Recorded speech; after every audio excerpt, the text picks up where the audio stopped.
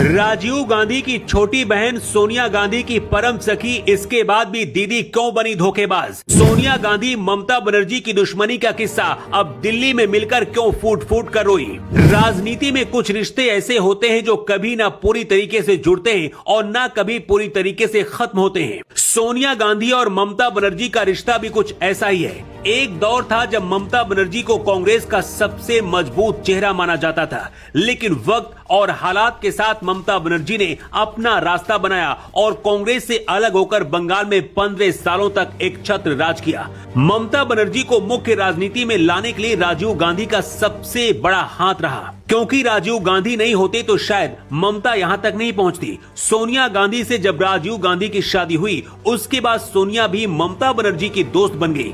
लेकिन जब सोनिया गांधी को सबसे ज्यादा ममता बनर्जी की जरूरत थी, उस दौरान दीदी धोखेबाज बनकर कांग्रेस से बगावत करके अलग हो गई थी। लेकिन 2 दशक बाद फिर से सोनिया और ममता जब दिल्ली में मिली तो सोनिया गांधी के गले से लगकर ममता बनर्जी रोने लगी। ममता बनर्जी ने 1970 के दशक में कॉलेज के दिनों से कांग्रेस के छात्र संगठन से राजनीतिक जीवन शुरू किया। उस दौरान कांग्रेस की तरफ से ममता अकेले ही बंगाल में कम्युनिस्ट सरकार के खिलाफ लड़ रही थी और चर्चा में थी।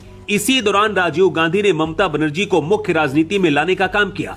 1984 में राजीव गांधी ने उन्हें लोकसभा का टिकट दिया, जहां उन्होंने दिग्गज कम्युनिस्ट नेता सोमनाथ चटर्जी को हराकर देश भर में जेंट किलर के रूप में अपनी पहचान बनाई। इसके बाद ममता बनर्जी राजीव गांधी की पसंदीदा नेताओं में शामिल हो गई और कांग्रेस ने ममता बनर्जी को मंत्री भी बनाया था। राजीव गांधी की हत्या के बाद जब सोनिया गांधी ने कांग्रेस की कमान संभाली तो शुरुआत के दिनों में रिश्ते बहुत मजबूत और दोस्ताना रहे।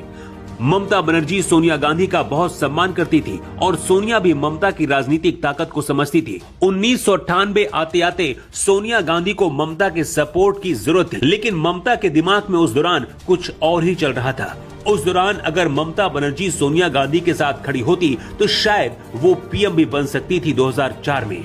उस दौरान अटल बिहारी वाजपेयी के रहते बीजेपी तेजी से मजबूत हो रही थी, लेकिन कांग्रेस के ममता जैसे मजबूत पिलर गिर रहे थे। राजीव गांधी ममता को छोटी बहन कहते थे, लेकिन उनके जाते ही कांग्रेस में ममता की कहानी बदलने लगी। ममता बनर्जी ने 1998 में कांग्रेस छोड़ दी और अपनी नई पार्टी तृणमूल कांग्रेस यानी कि टीएमसी बना ली। बंगाल में इससे कांग्रेस को बहुत नुकसान हुआ और धीरे धीरे कांग्रेस खत्म होती चली गई। इसके बावजूद भी सोनिया गांधी और ममता के बीच व्यक्तिगत दोस्ती बनी रही। 2004 और 2009 के लोकसभा चुनाव में दोनों ने गठबंधन के तहत मिलकर चुनाव लड़ा और केंद्र में सरकारें भी बनाई। लेकिन मोदी के पीएम बनने के बाद ममता बनर्जी को समझ आ गया था कि अब कांग्रेस में वो ताकत नहीं रही जिसमें उन्हें फायदा हो सकता है। इसलिए ममता बनर्जी खुद को कांग्रेस से ऊपर समझने लगी। ममता को पीएम बनाए जाने की मांग उठने लगी, लेकिन राहुल गांधी के रहते सोनिया गांधी को ये मंजूर नहीं था। लेकिन सोनिया गांधी के लिए राहुल थे और उधर ममता बनर्जी के लिए उनके भतीजे अभिषेक बनर्जी। 2021 के बंगाल चुनाव में बड़ी जीत के बाद ममता ने कांग्रेस के कई बड़े नेताओं को अपनी पार्टी में शामिल कराना शुरू किया और बयान दिया था कि अब यूपीए का कोई अस्तित्व नहीं है। सबसे मजेदार बात यह रही कि बंगाल में ममता और राहुल गांधी एक दूसरे को गालियां देते हैं, लेकिन केंद्र की राजनीति के लिए दिल्ली में बैठकर मीटिंग करते हैं। बंगाल चुनाव हारने के बाद ममता बनर्जी दिल्ली पहुंची और सोनिया गांधी से फिर उसी अंदाज में मिली जैसे रिश्ते 2 दशक पहले हुआ करते थे। दिल्ली में सोनिया से मिलकर ममता बनर्जी भावुक हो गई और एक साथ अब राजनीति में फिर से लौटने का फैसला किया है। ममता बनर्जी और सोनिया गांधी दोनों अपनी राजनीति के आखिरी पड़ाव पर हैं, लेकिन क्या इस समय एकजुटता दिखाकर बीजेपी को टक्कर दे पाएंगे? अपनी राय आप कमेंट बॉक्स पर लिखकर जरूर दें।